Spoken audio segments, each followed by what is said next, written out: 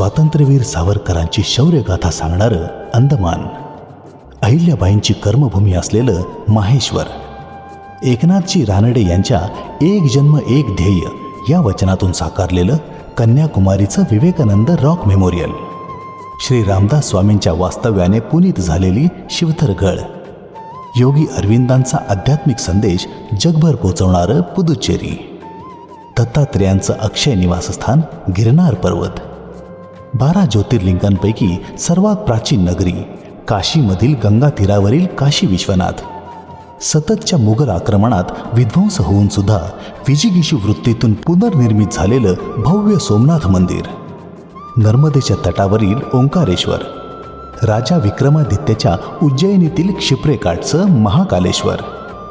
हिंद महासागर व बंगालच्या उपसागराने वेढलेल्या शंकाकृती बेटावरील रामेश्वरम,